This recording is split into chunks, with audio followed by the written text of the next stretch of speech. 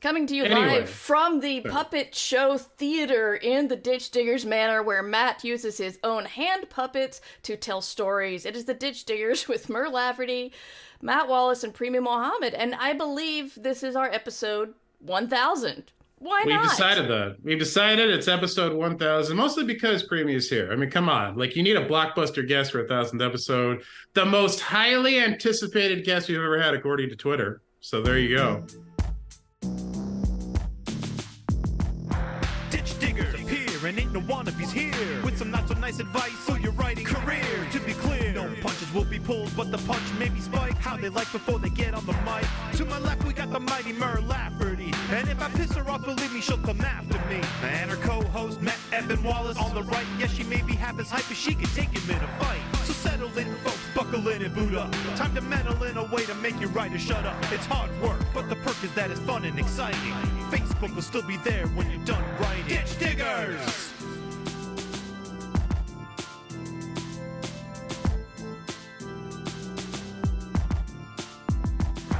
Ditch diggers! Tweeted that Premee was going to be on the show. Twitter lost its shit. All right. Usually I tweet about us recording. Nobody gives a crap. I'll just be honest about that. I get maybe 1 or 2 retweets. You retweet Premee's going to be, you tweet Premee's going to be here. They lose their minds. It was amazing. And then we had to cancel the And then we first had to cancel that show. Yeah. That was, I'm sorry. No, dude. Things were going on. Life was more important. These things happen. I'm more just commenting that that's very Ditch Diggers-esque. Like, we have a guest that Twitter is excited about, that everybody's excited about. We get all these retweets, and then we have to cancel. That's just very us. I like that we're keeping a thematic consistency with how we do things. Hall of Fame podcast. Because you got to keep digging the ditch. You can't just stop digging the ditch. Yeah. You do. The ditch is never dug. That's really what it is. Hall of Fame podcaster knows how to count episode numbers. That's right. Anyway, but yes, no, we're very excited for our 1000th episode. Very excited to have Premee here, the author of No One Will Come Back for Us, the most relevantly titled book of the age, in my opinion, because it's true. And we're going to talk about all of the things, Mur. We're going to talk about all the things. Well, I will warn people, I spent 15 hours in a car yesterday, so I'm a little tired, a little headachy, but I'm very delighted to be here because I like Matt and Premee, and so this should be fun at the very least. And hopefully informative to you guys at the very most. But that's secondary to us just having a good time, and that's really the key. That's really the key to a successful podcast, I think. And a live stream. Live stream podcast. Hybrid media. Nobody knows anymore. Mur. No. What have you been up to, Matt? Oh my God, so many things. No, seriously. It's an interesting time. It's a time of renewal. If you've kept up with the show, I've talked about changing agents and getting a new one, and Becky Lejeune of Bond Literary Agency. And man, so on the publishing side of things, it's been Becky just doing an amazing job and me just trying to keep up. Like, it's very cool to have an agent who's so enthused and excited to be working with me and just has all these ideas and is constantly like, what about this? We could try this. What if we do this? So I'm getting new book proposals ready to go out. Becky's trying to sell foreign rights to books I don't even remember writing. Like, it's amazing. Even be yours, but if they're not, then Becky will talk to somebody about getting the rights to them to sell the foreign rights and give the money to you. Yes, Becky's like, if anybody else comes forward, I can make them disappear. That's what I do because that's the kind of agent I am. Becky doesn't kill people, but no, it's just I can't say enough good things about Becky and working with her. It's a big change from the last few years where I felt very stagnant. It's just. She has a lot of enthusiasm, a lot of ideas. So we got a lot of stuff on the horizon. None of it's popped yet or ready to announce, but I feel like later this year, a lot of it will bear fruit. In the meantime, next month I have Savage Crowns coming out, the final book in my Savage Rebellion trilogy. I'm doing my first live event since 2020 before the initial lockdown. I have not done an in-person, not live, but in-person. I've done live events, but they've been virtual. Doing my first in-person event at Dark Delicacies in Burbank. I'm sure we will do something to launch the book. We haven't talked about it yet, but that's our style. And most excitingly, doing a virtual event for Mysterious Galaxies of San Diego. And someone here is going to be joining me for that event. It's Premee. Premee's joining me for that event. I just wanted to make that clear. I really didn't know Mur's anything. like, I have no idea what's going on. Why don't you ever tell me anything? No, I'm going to be in conversation with Premee to talk about the Savage book. So yeah, a lot of exciting stuff is going on, and Fire Rider would like to know struggling. what day that is. Day We the can't event. remember. No, I haven't. No. The I thing is, think ordinarily, Premee would be right because I'm horribly disorganized and forgetful. Literally a few days ago, I compiled my calendar and I have it right here. The Mysterious Galaxy event is Friday, June 30th at 6 p.m. Pacific time. I believe that is virtual Fire Rider. I don't know if they're going to do anything in store, but I believe Matt. That is virtual. Yeah. Yeah, the Mysterious Galaxy thing is virtual because Premee's in Canada, so that would be difficult. Yes. But I will be in person, like I said, in Dark Delicacies, which is Saturday, June 24th, 3 p.m. to 5 p.m. Dark Delicacies in Burbank. If you're in Burbank, California, you can actually come down and meet me. I don't know why anyone would want to do that, but you can if you want to. I'll be there, just chilling, Just sitting there, a couple of books sitting. beside you. It's a cool store. I've done a million things with Dark Delicacies, so I wanted to do this because it's just a really cool. It's a horror themed store. It's full of memorabilia and books, and they're always doing cool events there. It's I always tell the story that when I first moved. Sorry, I don't mean to monopolize this conversation. There's nothing to do with what I've been doing, but just very quickly, when I first moved out to Los Angeles, because Premie's much more interesting than me. I want to get to her. When I first moved out to Los Angeles, the two friends I had here, one of the first things they did was they took me to Dark Delicacies. And I was a completely scrub, unknown, broke writer at the time. And Amber Benson was doing a book signing there. Amber Benson, author of Buffy the Vampire Slayer fame also. And I just was like, God damn, like, this is what I want for myself. I want to be the kind of author who, like, gets to do events like Amber Benson at Dark Delicacies. That was, like, one of my biggest dreams at the time because I'd done nothing. And then 7 years later, I got to do an event at Dark Delicacies with Amber Benson. Oh, wow. And Cory Doctorow. So it was kind of a cool coming full circle thing. So anyway, going back there for my first live event since 2020. That's what I'm going on. Mer, what have you been doing? Going to get my kid from college, and that's really... You were in a car for 15 hours. I was in a car for 15 hours. I've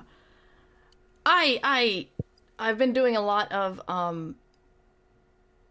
second guessing myself and questioning my skill. So I'm doing great. Cool. I mean, we've all been there, and we'll be there again. Yeah. But I'm going to the Nebulas this week, and I'm hoping that'll light a fire under me. I was also hoping. I'm not stupid. I don't expect anything to happen like this, but I am laughing in that sort of haha, the sky is falling way, knowing that the first time I can get out to LA since 2018 is when the WGA is striking. So if I did get a chance to meet with anybody in Hollywood, right. I couldn't. Yep. Yeah, Technically, I could, that. But I shouldn't, and it would also bar me from joining the WGA at any time in the future. So it's like I'm thinking I want to go out to LA to talk to Matt. I want to see Matt. I want to meet my agent in person, who, as far as I know, does not kill people. But we haven't met in person. Perhaps I can bring it up. You haven't asked. And talk to some people about some things that aren't announced, and hopefully advance my career in some way, shape, or form. But that one way, it's very specific to LA, is can't then, yeah. So yeah, I'm okay. I'm tired. I took a class in comedy screenwriting, and I think I'm trying to figure out whether it did me harm or good, because I'm questioning myself, and I don't know if I'm questioning myself because my writing is weak, or I'm questioning myself because I took a class and I've stopped being confident in what I clearly am okay at doing. Oh my god. So, yeah. So I'm doing okay. I'm gonna try to get back to a couple of. I did start something very exciting, and I also made a deal with myself that I would no longer talk about what I was working on because of what that does to your mental health. So I just won't say what I'm working on because I have nothing contracted. I have one more book with Ace, but what I'm working on now is just a couple of ideas. But Premee, what I wanted to ask you was, does your agent kill people? Possibly. Okay. And the reason I'm saying I don't know this is because, well, I've never met him, which is totally fine, because I think a lot of us that live outside of America but have American agents have not met our agents. I've also never seen a picture of him. I don't know what he looks like. Oh. As far as I know, he doesn't have a face. Yeah, he could be a killer for hire. And maybe there's a reason he's keeping his face off the internet is because he's a killer for hire, or possibly one of those deep sea invertebrates, a sea cucumber, also known as a headless chickenfish. That's I'm my sorry. backup So the theory. choices are agent, killer Yeah. for hire, or sea Yeah. cucumber. Why not all Yeah. three? Is my question I don't immediately. think a sea cucumber would make a very good No, agent. I think the sea cucumber would have trouble with the hired killer part because he has to stay under really high pressure. I don't think he'd have trouble with the agenting part because you can still talk to editors and stuff. They've got internet down there. They're the deep sea cables that run underneath the ground. That's true. So, That's true. That's true. Yeah. And you know, if the editor offers something bad, they could just vomit their guts on them. exactly. And the sea cucumber actually is called a headless chickenfish. They don't have a head. So maybe Oh, I the never reason doubted there's you. Yeah. maybe there's the reason there's no selfies is because he doesn't have a face. You know what? How come chickens aren't called a headful sea cucumber bird?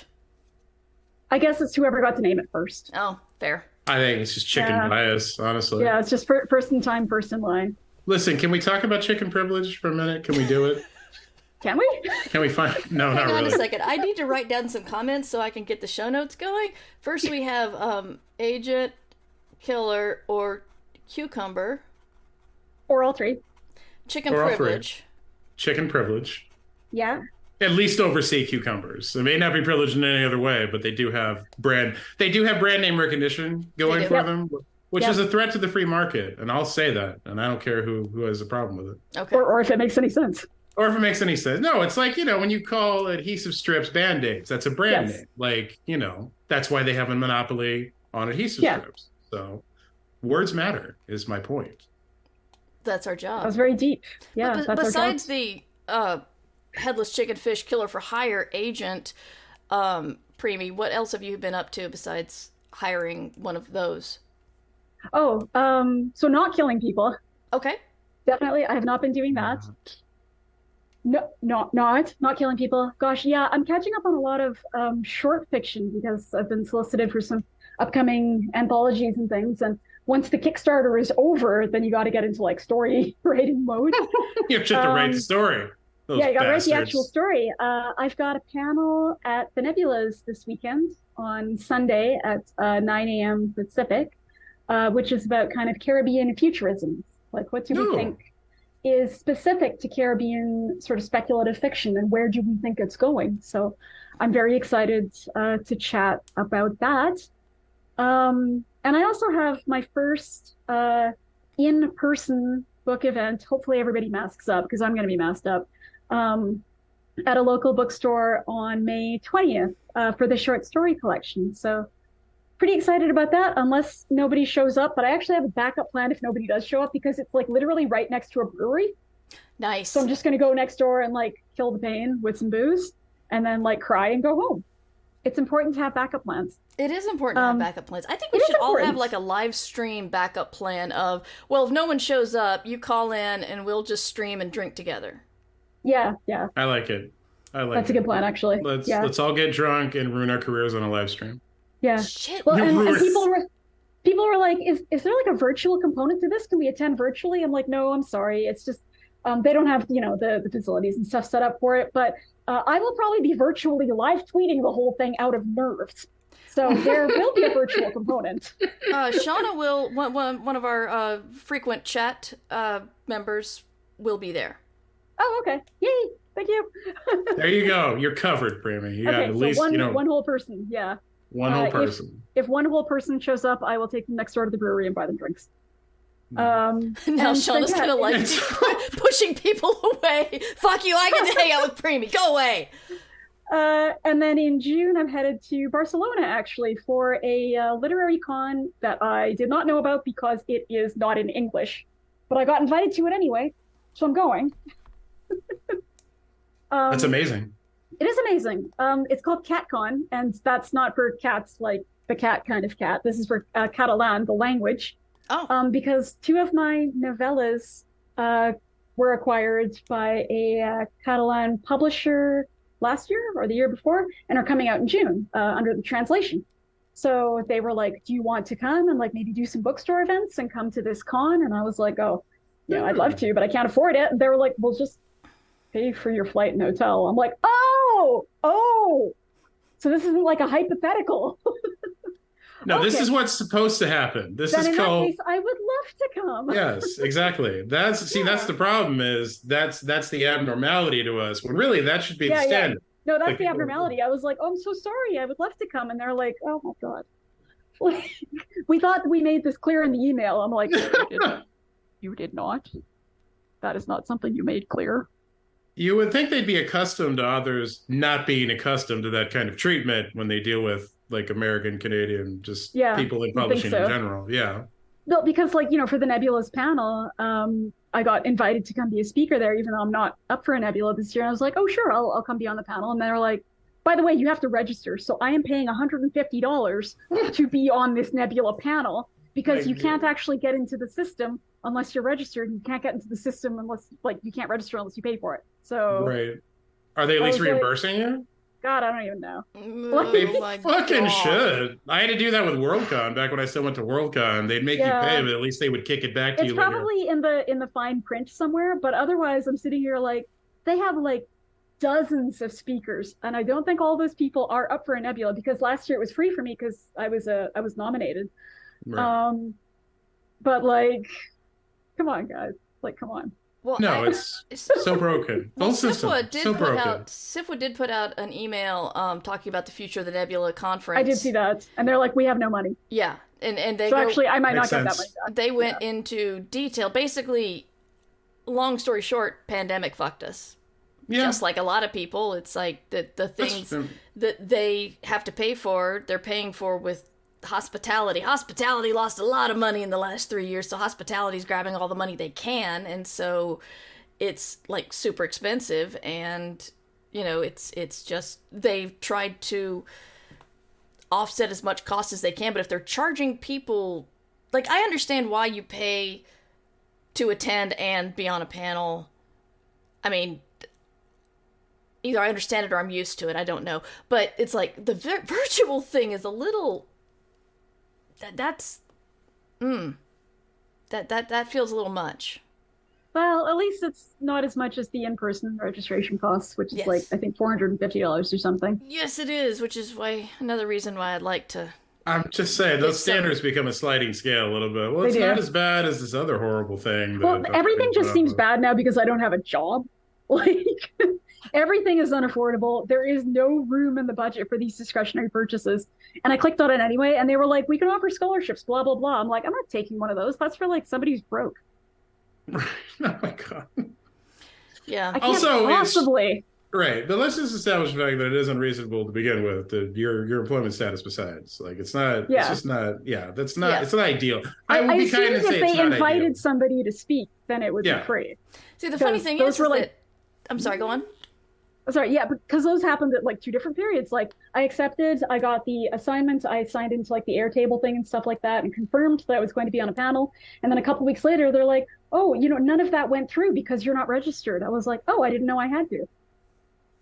Because you shouldn't. I guess I'll go click on the link, and then nothing else happens unless you put in your credit card number. So the funny thing is, for me, I mean, I thought virtual cons were a great idea, and I'm really glad they kept doing them. But personally, as someone who serves on panels at cons, I don't know why, but virtual cons stressed me the fuck out. I am so much more nervous going to a virtual con here in the safety of my own home than I am appearing in person. COVID aside, obviously. Right. No, you're talking about your personal anxiety. Yeah, it's huge. And that's wild, dude. I don't know. I mean, I guess it's the extrovert part of me. I love going and hanging out with other nerds. And maybe it's like, and maybe that offsets the stress about being in front of people. I don't know.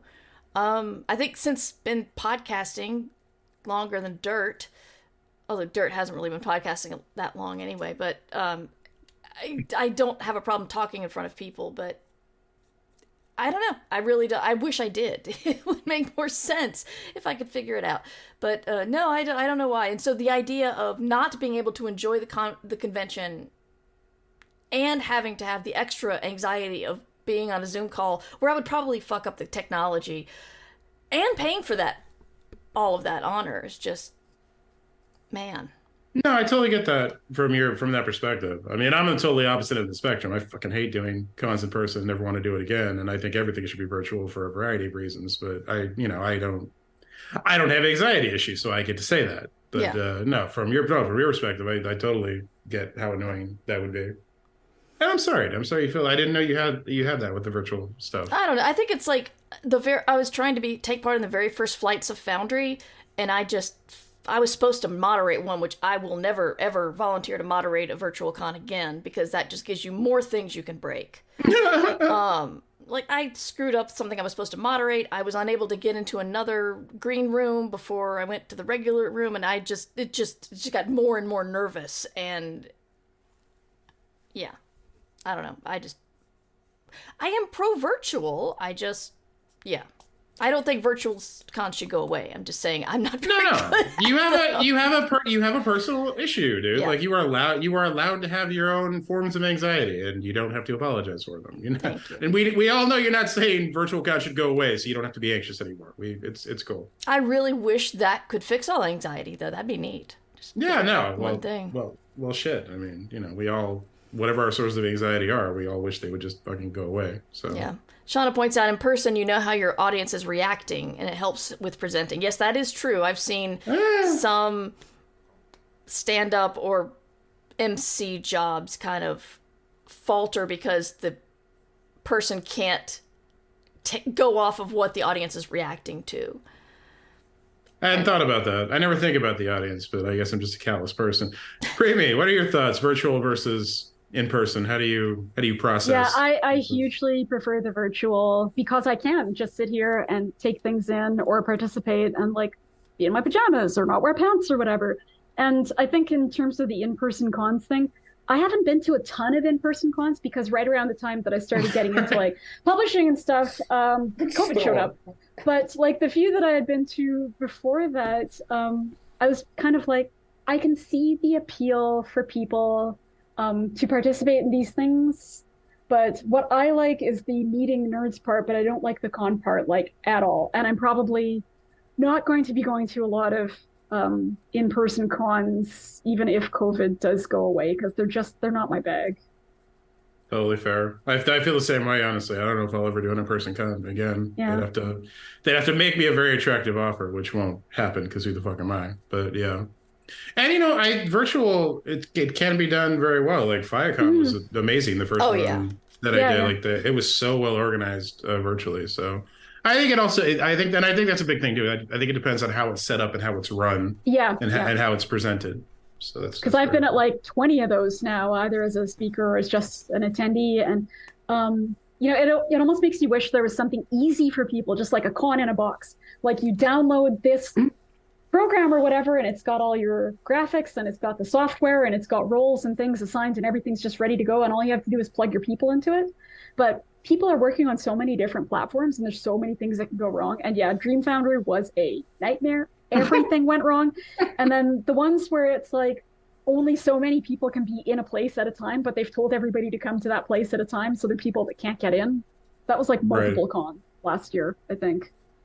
But yeah, it's I usually prefer virtual because I don't like leaving my house. Exactly. Yeah. I mean, it's just the truth.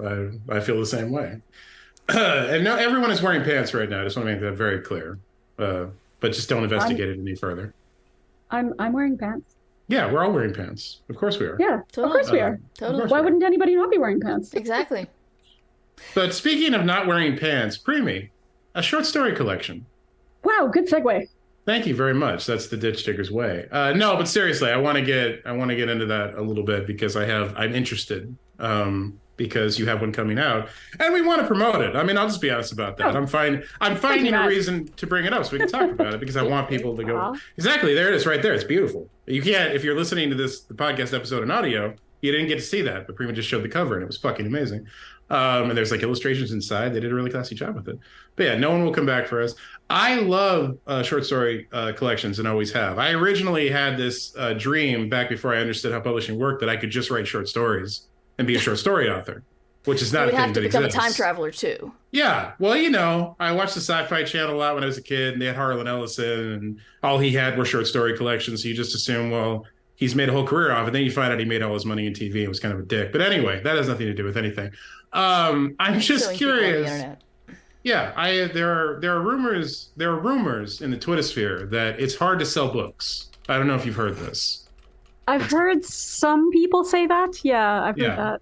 And that's like novels, which people are used to buying. So I'm just wondering, like, how did the idea to do a short story collection come about? And did the idea immediately appeal to you? Did you think it would be challenging? Like, what were your thoughts? So it's a two-part question. Yeah, it's two-part how did it come about? Yeah, exactly.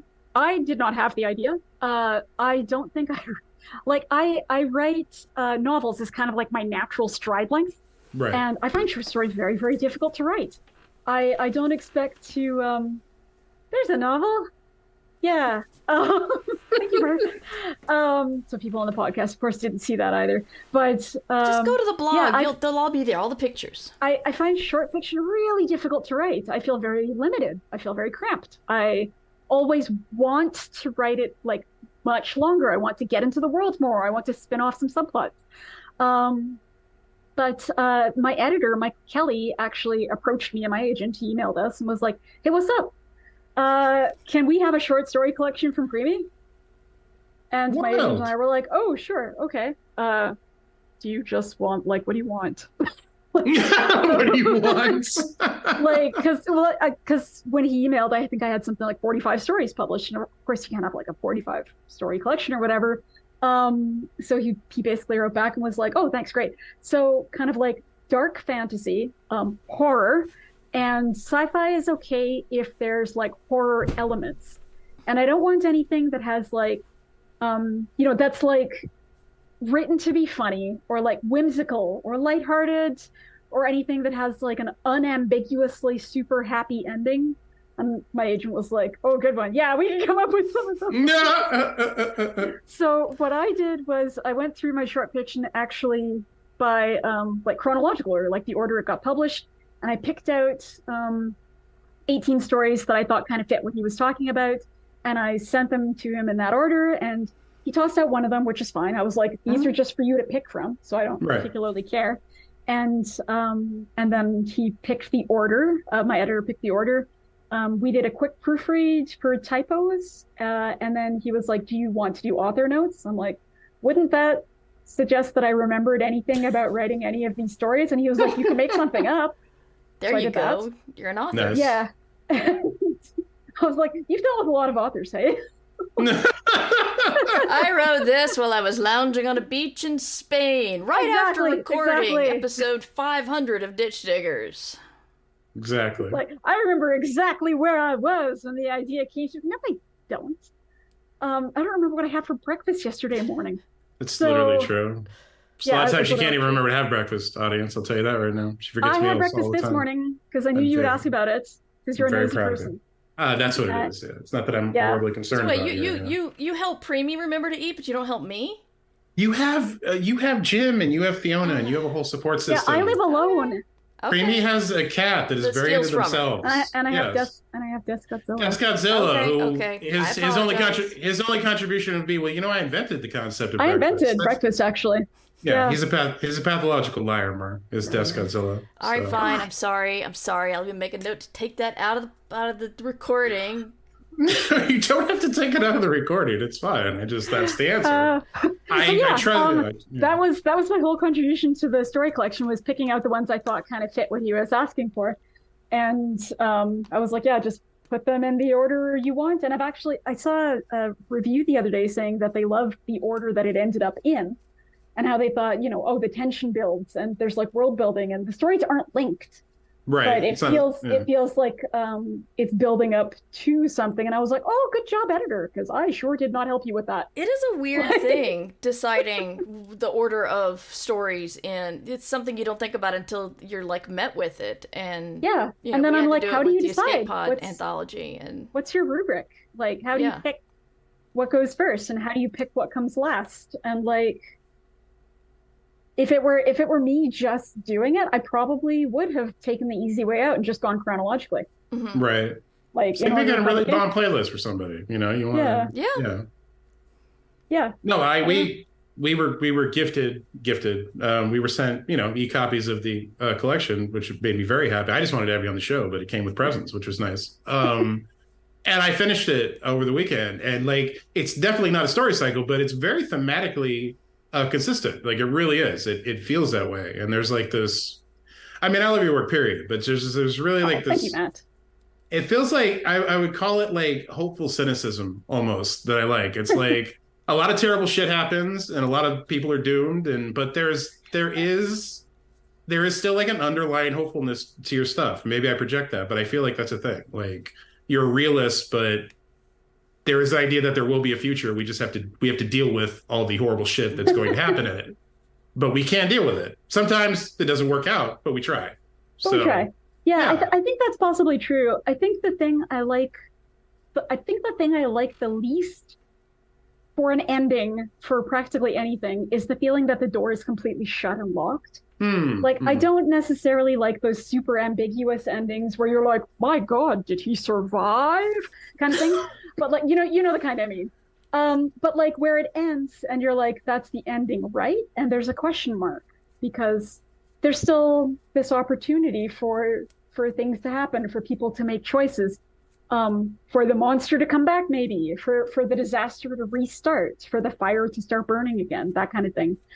And if all the ends are tied up too neatly, I feel like I don't feel really satisfied with the story.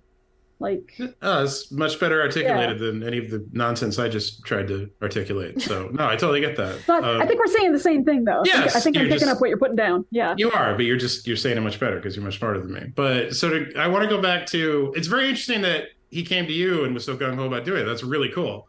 And why not? I'm just wondering. Because like a lot of editors I've talked to about short story collections, it's like, well, I don't want to do that. That's not going to sell. It doesn't matter what it is. It's just like, it's like they're hard. They can be very hard books to do. I think the more mass market you go to, like, I always feel like they've started to live more in kind of a specialty context or like a smaller press context, which is fine. But I'm just curious. Undertow is very, very small. But I think where I think this is coming from, though. Not just that you also don't have to invest a lot for a short story and all the stories you published before, except for one of them. And also sometimes you get a $500 advance for it, which is what I got. But I think the other place that Michael was coming from for this was that Undertow also published Cassandra Kaw's short story collection, Breakable Things, last year. Right. So they would have been thinking, okay, that got a lot of recognition.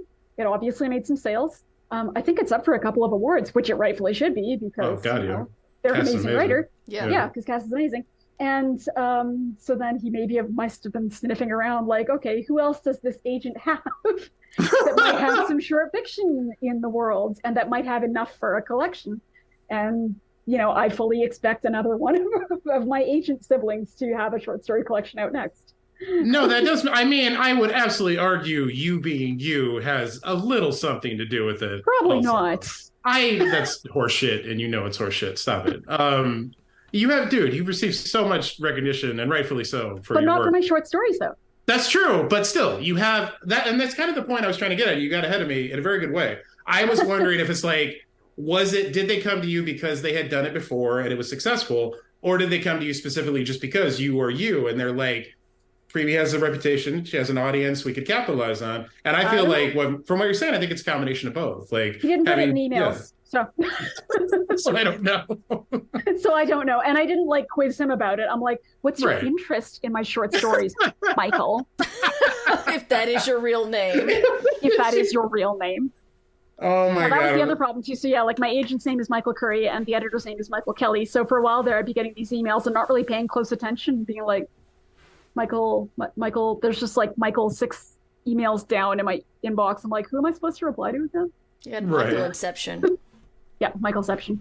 I'm also just very sad that the audio-only listeners for this episode won't get to see the immense hair flip that Premee just executed. Yes. When she said that, because extremely disdainful hair flip. Like, I want a GIF of that more than there it is, right there. Yeah, it's just masterful. It's masterful stuff. No, that's very cool. I was make a clip of that. Yeah, I was very curious about the genesis of all that, just because I love short story collections and want to see more of them, and I hope they do more of them. But it makes sense in the context you just put it in. It's cool that they recognize that, and them being smaller, I think works with that too. Because like I said, larger publishers, at least from my experience, tend to be like, we don't want to take a risk on that unless you're like super mega ridiculous famous. And how many authors are actually super mega ridiculous famous? Well, and I was just thinking that too because I feel like Cat Valente maybe had one come out a couple of months ago from a big publisher, but then also it was called something like not the collected, but maybe like the best of, and I think it must have had 40 or 50 stories in it. But like at that point in your career, when you have hundreds of short stories and you're known as a short story writer, that maybe is when like the big five will come and be like, okay, maybe we'll do a single author collection from one author at this point, but not before that. Right. No, absolutely. I was thinking what you were saying earlier about the 45 story thing. I was like, fuck that. I want the Premee Mohamed omnibus edition. Inject it into my veins. Maybe someday. Maybe say, dude, absolutely. Someday for sure. Never say never. Yeah. Yeah. It's just wild to me. Because like even going back to like the Harlan Ellison, I don't know why I'm bringing up Harlan Ellison so much, but I just remember like he would be on a national talk show on a major network promoting a short story collection. And I'm like, when the fuck is that ever going to happen again? Well, we need somebody who will have no problem in threatening the teeth or the children of whoever they want something from. Yes, aggressive white male privilege probably played a huge role in it, but it's not like we're lacking in that in the industry now. So I don't know why it's, that.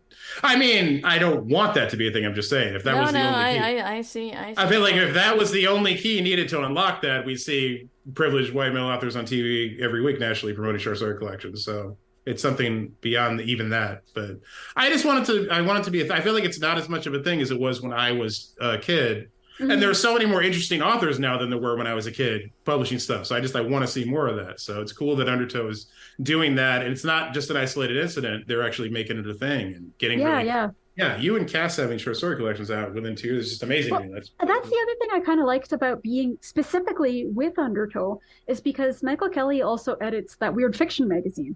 And he's got this like very distinctive taste and like vision for the stories that he picks. And so I was actually kind of flattered that it was him specifically. I'm like, oh, you're the Weird Fiction guy.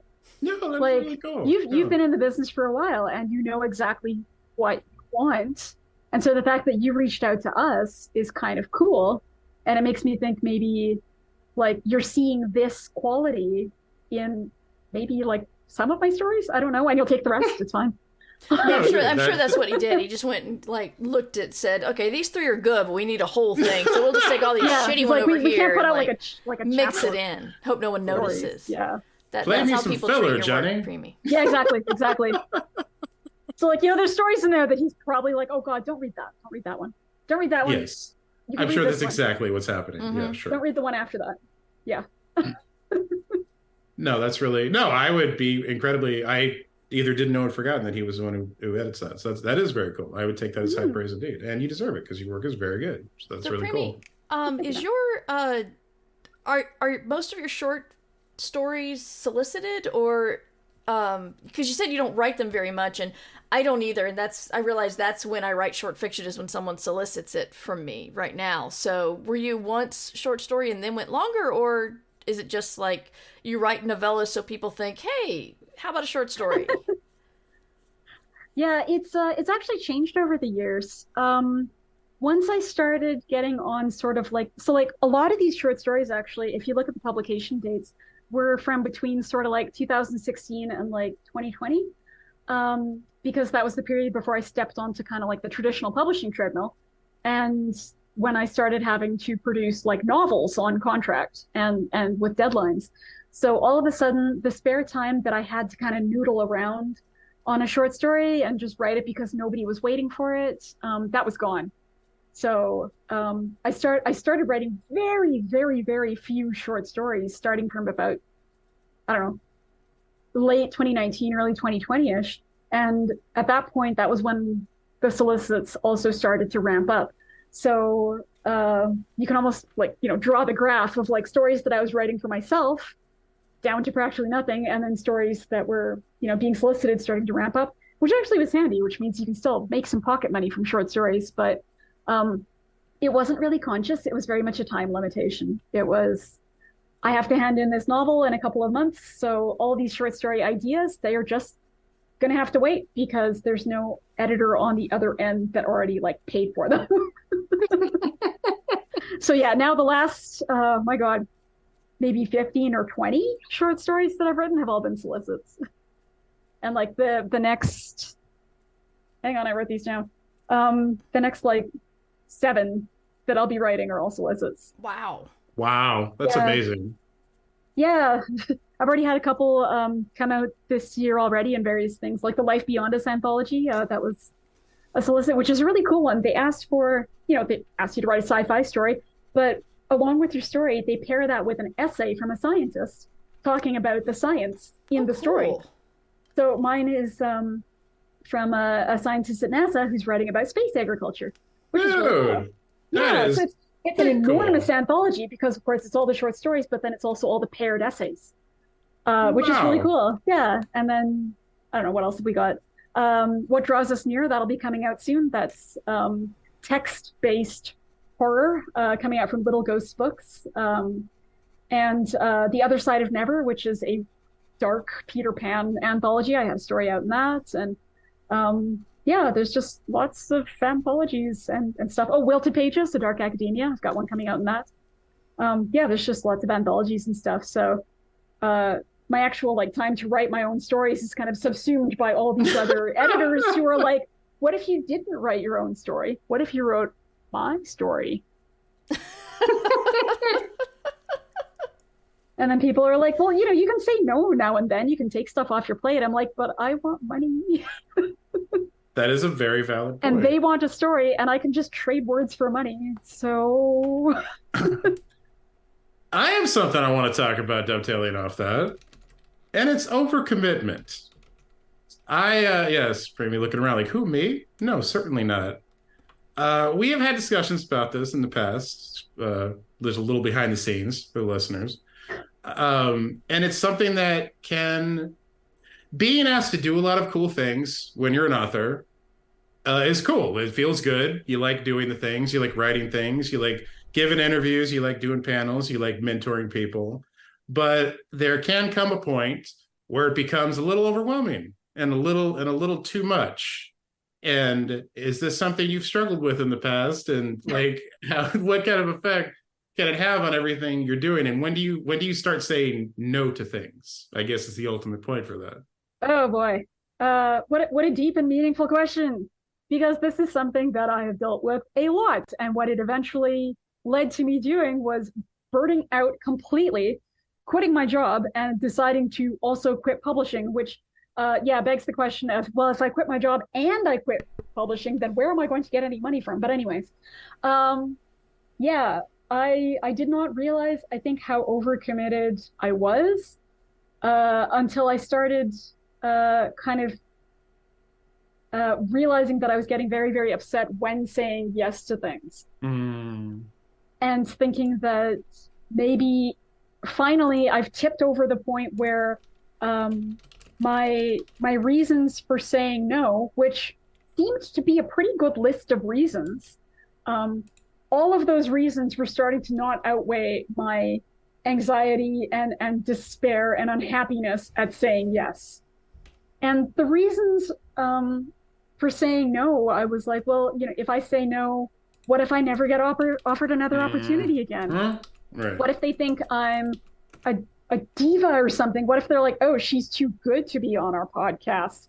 What if they're just like, oh God, she's so difficult to work with. She's not, nice and obliging like that other author we asked who said yes. And just, I looked at my calendar and I was like, I have like 9 things to do this week that are not either my job or my writing. So when am I supposed to get my writing done? And also, near the end there, I was like, also, when am I supposed to like shower or eat food or sleep? Because I'm working like 120 hours a week. Right. So yeah, I tried to come up with kind of a set of rules for when I was going to start saying yes to stuff. And it's sort of like, is it paid?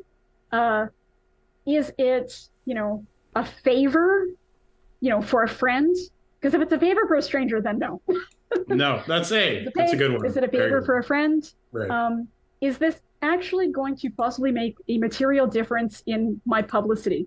So, like, the very, very excited fan who asked me to be on his podcast, and, you know, 4 people listen to it every week, and one of them's his mom.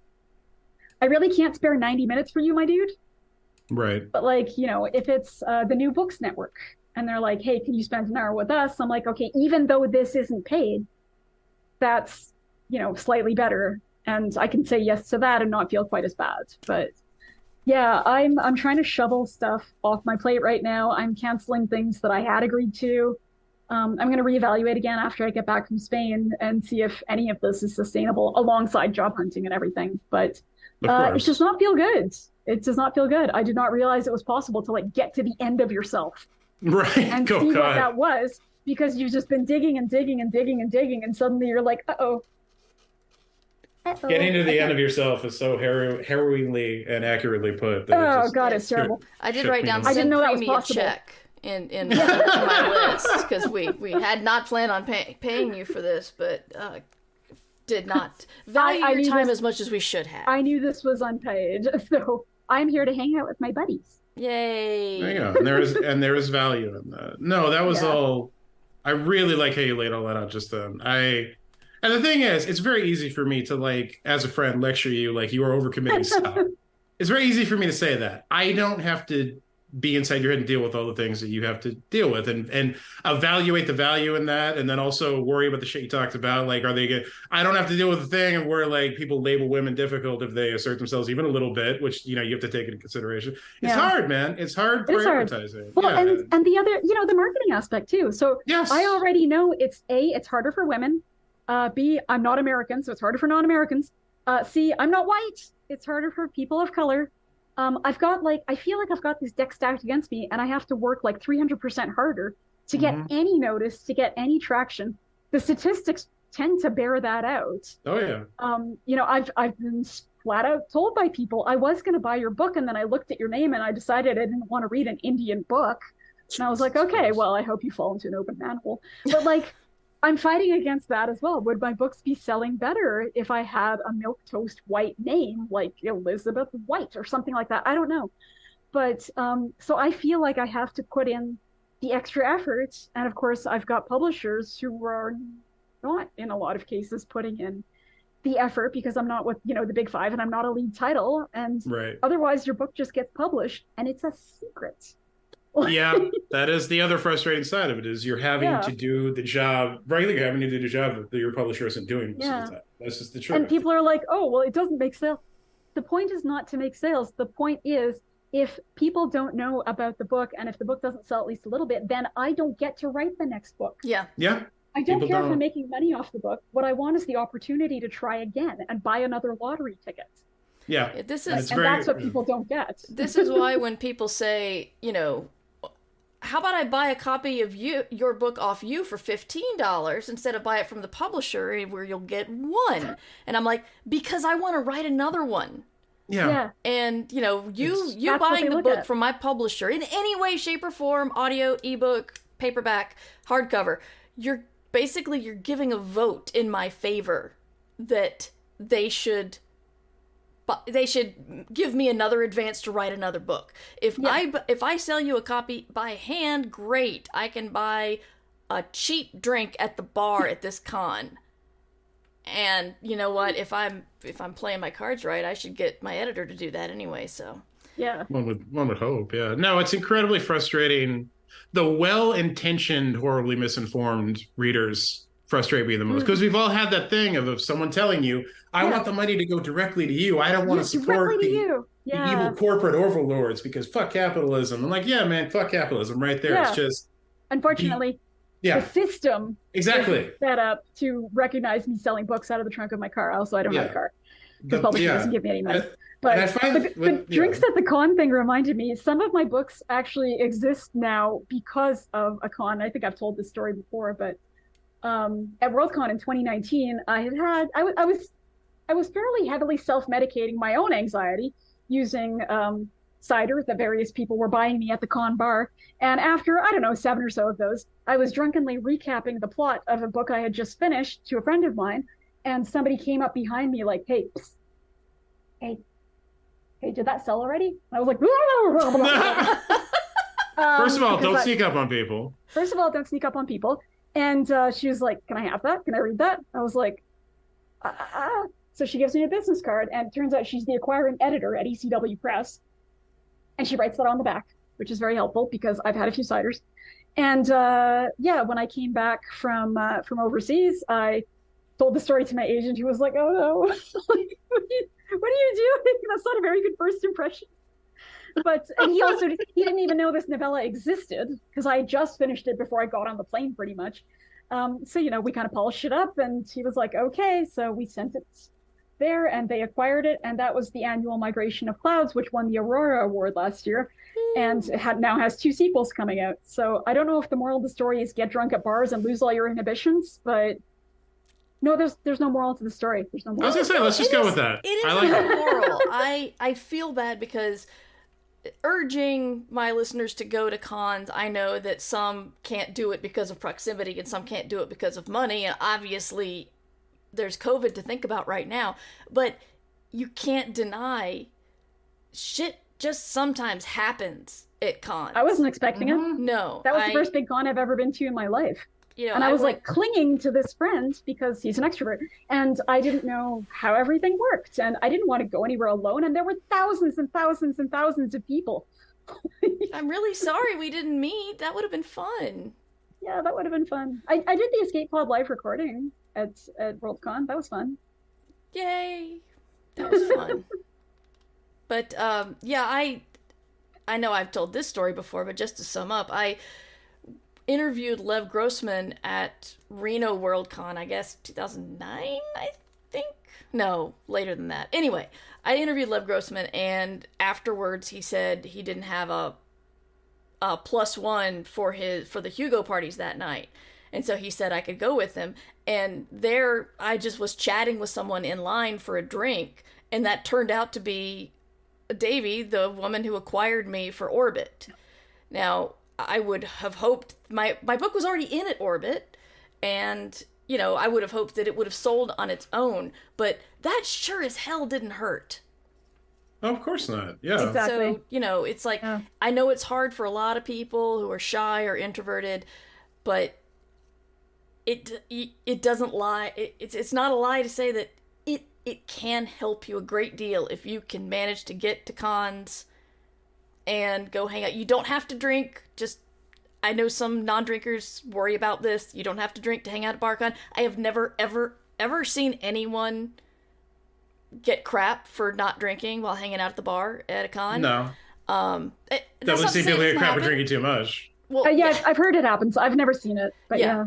No, it can happen, but some people get like, let me buy you a drink, and you're like, I'll have a sparkling water, and then they might give you crap. But it's like that's few and far between. Anyway, cons really can help you. I think that's an awesome story. I really love it, and I feel like I need to drunkenly tell my stories at cons more often now. Even though you were just done, because I've been trying to remind myself not to talk about stuff that's in process, because my brain thinks either I'm done or I talk about it too much, and then the idea gets old in my head, and so I think it's old and tired even before it's ever written. I'm really good at messing up. Brains are great, aren't they? They're so great that way. Yeah. The way they do everything we tell them to do, that's so great. I love that. No, Murr's very good at coming up with unique neuroses. Oh, I got a new one. What's a new one? Remember that person you haven't talked to in about 12 years? I bet they're mad at you because of that book you wrote. Got that one today. Never once thought about that anything I wrote might piss anyone off. Oh, it's a good thing. It's a good thing neuroses aren't contagious. Aren't you glad I just told you that? Yeah. I guess I'm gonna after this, I'm gonna go make myself a fresh cup of tea and then have a panic attack. That'll be great. Yeah. Good job, Mur. It's good when you can schedule them, because then you can just get it over with, and then you can get on with the rest of your day. I just love that that's the pitch for our podcast. Like, come on, Ditch Diggers, you'll leave wanting to have a massive panic attack. It should help us get big name guests, I think. Big name guests. Well, and the con thing also makes me think, what it reminds me of really is kind of not just the MFA system, but also in genre, the like the workshop system. It's like, oh, I got into Clarion, I got into Clarion West, I got into Odyssey, I got into Viable Paradise. Partly it's that you are paying very, very intelligent, competent people to teach you how to write. Because what are you going to learn from your peers? You're going to learn shit from your peers. They're all there to learn too. But you're also paying for the connections to those people who are often editors. And, after you get your MFA from blah-de-blah school and you start submitting your novel around, what you're going to find is that the editors also got their MFA from that school. And they're going to pull it out of the pile because they like the voice, because it sounds familiar, because that sounds like the writing they did in their MFA. And same with the workshops. They're going to be like, oh, you're a graduate of Clarion. Shoop, out of the pile. Yeah. Or, no, yeah. And, there's nothing wrong with it because that's the way the system has always worked. People like to work with their friends and they like to work with people that they have a pre-existing connection with. I know my agent is very likely to smile upon a reference that one of his clients, like me or Cass or somebody would give him, as opposed to, Rando McGee out of the slush pile. We don't give him a lot of references though, but it's the human way because we're humans. We're wired to connect. We're very social beings. But when I was just starting out and seeing people who had these pre-existing connections or who were all like chummy with the big name editors or the gatekeepers, even though they only had a couple of stories out there, that really chapped my ass. I did not like that. Oh God, yeah, dude. I agree with you. Like, there's nothing wrong with taking advantage of that system that's in place or functioning within that system. I have a huge problem with the exclusionary nature of all the things you just talked about, but it's the absolute God's honest truth. I mean, literally, Ted Chiang, am I pronouncing that correctly? It just occurred to me. I've never said that out loud before. Yes. He literally put in Stories of Your Life and Others, like, I submitted the story and it all got rejected, and then whoever mentored him at Clarion was like, no, send it out again now that you have Clarion in your resume. And it got published like immediately. Yeah. It's a real thing. It's it. Yeah, that was in his notes. I remember reading that. I'm just like, he just did it so casually. Like there's nothing wrong with it. Well, it's like, that writing advice book, Bird by Bird by Anne Lamott. Everybody recommended that to me when I first started. And I got to the part where she was working so hard on her stories. She was polishing them again and again. They'd gone through her beta readers and stuff. She was hammering out each sentence and working on each word. And then I gave the package of manuscript to my dad's literary agent, and I just hucked it across the. I'm like, I'm done. Look, it's all done. All done. Bye-bye, book. So now I will never know what wisdom she had to share for the rest of it. And your writing may never be complete because of it. Yeah, now I'm probably missing out on like some huge Big Five deal right now because I did not finish Bird by Bird. All I remember from Bird by Bird is why it's called Bird by Bird, and I just have a very clear image of her brother hiding under the kitchen table and crying because he hadn't done his bird homework. I never well, read I guess it. we both remember something from the book, so it's a memorable book. There we go. Exactly. What that Those were the two is, takeaways. Yeah, I love that. I don't know if it's going to help me write, but takeaways. Yeah. I've been keeping you guys for a long time. Premee, is there anything you wanted to mention or talk about that we have not touched on? Tell us how much of an asshole your cat is. Remind us when your book's coming out. Any of all of the above. Oh, the cat is an asshole. He does crimes. And he's still asleep, which is good. Awesome. Yeah. The book is supposed to officially come out May 16th, but I know there have been paperback copies floating around for like 2 or 3 weeks because I've seen photos in bookstores, so I guess the release date does not mean anything anymore, and like trying to build up for that first day number does not mean anything. If you're with the small press or whatever, they just kind of show up when they show up. But yeah, I would really love if people did pick up the collection. It's my first short story collection. I am super excited. Maybe if this one does well, there could be like a second one that is like just sci-fi, because a lot of the sci-fi got left out of this one. So I would really love that. So, I don't know. Get the book, tell your friends. And yeah, I think that's about it. If you're coming to the Nebulas virtually, please come to my panel, which is on Sunday and is about Caribbean futurisms. And yeah, I think that's about it. Thank you guys for having me on Ditch Diggers. No, it's been amazing having you. We've wanted to do it for quite a while. Yeah. Sorry about last week, but yeah, I'll be at the Nebula. So if you're going to the Nebulas in person, come say hi. I'm actually not on any programming, so I'm just hanging out. And trying not to, get a Hollywood writing job because I'll get in trouble. And, I was totally expecting that to really happen because Matt tells me it's easy. Oh yeah, they give them away at the airport out here. Overall deals, they just hand them out. Mm-hmm. Actually, Hare I'm really Krishna excited. gives I'm you a going to get a flower. chance to hang out with Matt in person for the first time in 4 years. You said since 2018, right? Well, since you've been here, we've hung out in the interim since Yeah. the last time you were out here. I Yeah. forgot about that. I was just thinking the last time you were out here. I have a picture on my phone from then. I can't believe it was that long ago. I'm so fucking old. I'm But 9 no, I'm years very older excited. than you. 9. Yeah. 9. Well, yeah, you're ancient, so then never mind. But I'm just fucking with you. We are both wise and vibrant in our way. No, I'm very much looking forward to that. I will not be at the Nebulous or participating in any form or fashion, but I will hang out with Murr, and I will be at Premee's panel if I can. I'm a little upset because like it's Mother's Day weekend, and I have a lot of Mother's Day shit to do, so it may affect my ability to participate in things. And I've just realized that now, and it's kind of giving me anxiety because I got to work around it. But anyway. But yeah, I am looking forward to seeing you, and I'm rooting for people who are nominated for the award because a lot of my friends are nominated for awards and stuff. And, Yes, I get to accept for Ursula if T. Kingfisher wins. So do I'm you excited about do you that. get? Does she have a speech for you to read? Do you have to actually be Ursula when you Yes, accept I have it? to be or- Ursula. I do not have it yet. We're having lunch on Wednesday. Sweet. Sweet. So, yeah, we'll Are you see- gonna we'll talk see what about, she like, comes fly up with. molds Or like, yeah, It no, could that'll be awesome. like, proposing to her boyfriend, or a whole bunch of disgusting animal facts, or it could just be Yep. short and sweet. You never know with her. You know, I love is in my head. It was going to be about sea cucumbers, and then she Yeah. watched this stream, and Premee fucked the whole thing up for her. And now we're just like, God, No, now Yeah, it's man, going to be more about sea cucumbers because sea cucumbers are interesting. God damn it! they I do are. wanna No, that's say- what I'm saying. I do want to say that while we were talking, someone posted in chat that they wanted to see Matt discuss chicken privilege with Kevin, who's Ursula's spouse.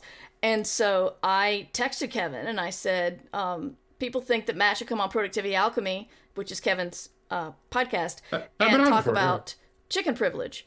And he sent me a doodle for you to sign up with, so you can talk about chicken privilege. And he asked why, and I told him about the headless chicken fish, and Yep. then he was off Googling the headless chicken fish to find out what they look like. And he's like, "Oh, it's a specific kind of I'm getting all these texts Yeah. while you guys are talking. He's That's really amazing. concerned about That is the amazing. headless chicken fish and why it's called that. So, Yep.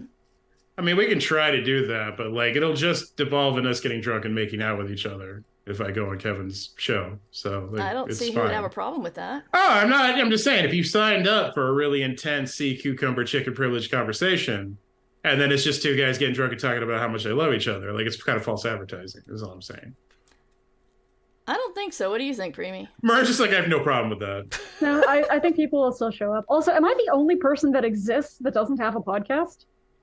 Pretty much Like- at this point, yeah. Okay, I thought I'd check.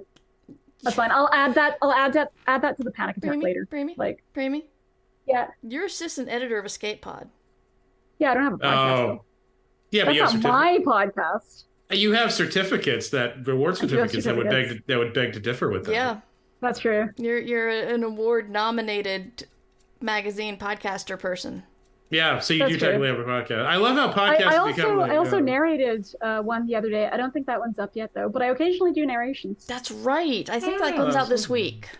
Does it? That was a weird one. That was cool. Good. That's what People we are gonna should- enjoy that one. Yeah. I'm totally gonna get them to hire you to narrate one of my middle grade novels specifically because I Oh my want God. I want to hear I you think people narrate. should. Yeah, Yeah, no, I'm totally I would serious. love I would to. love that. That would be I would amazing. love to. Yeah. I have a whole setup now. I have a nice mic. I have a sound recording box, Oh. which involves like egg cartons and like styrofoam. Wow, that is professional. Yeah. It is professional. But real quick, Premee, tell us where we can find you online, because I forgot to do that part, because I'm a professional podcaster. I am still on Twitter at Premeesaurus. I am also on Instagram at Premeesaurus, but I'm there a lot less because I keep forgetting I have Instagram. And best place is probably my website, premeemohamed.com. And if you join up to my Patreon, patreon.com/Premee, you can come hang out in our private Discord server at the Burrow. Aww. And Matt, tell us about yourself. I am most frequently still on the Twitters, despite it being a nation in decline, at Matt F. and Wallace. I'm on Instagram, same name, and I'm trying to do more there just so I have a fallback when Twitter finally explodes. Matt-Wallace .com. And again, I have the Savage Crowns coming out June 13th next month. I'm wrapping up a trilogy. It's kind of a big deal. I'll say it. Kind of a big deal. Kind of. And then I also have my next middle grade novel coming out in October, which you can pre-order right now. Nowhere Special. I should have the freaking ARC. They just came the other day. Yeah, because the cover is incredible. It's an amazing, amazing cover. Maybe my favorite cover that I've had for any of my books. That's saying a lot. So I had some really good middle grade. Send me an image of it, and I'll put it in the show notes. Yeah, I will absolutely do that. But yeah, that's coming out in October. I'm very, very proud of that. But I actually think it's the best book I've written, just period. I'm really, really proud of it. So I hope people come out and support. It's very different. It deals with some very dark stuff. But still, like Premee's work is ultimately hopeful. So you can pre-order that right now. Please pre-order those two things. And yeah, all that good stuff. All right. And you can find my stuff at murverse.com, where you can get a link to pre-order Chaos Terminal, which is the next book in the Midsolar Murders series. Woo! And I have a podcast called I Should Be Writing. I have this podcast. I'm co-editor of Escape Pod with Valerie Valdez, who just put Premee's narration in the chat, and I'm going to put that in the show notes. Nice. For the CRISPR cookbook. Thank you, Valerie. And love Valerie. Yeah, we all do a lot of crap. Just follow us online. I'm not on the Twitters. I technically am. Thank God. I'm actually on Blue Sky now, and trying to remember to like Blue do Sky? TikTok. Blue Sky is what the Jack Dorsey, the guy who made Twitter, that's his latest thing, which is basically another Twitter, only it's not owned by Muskie Boy.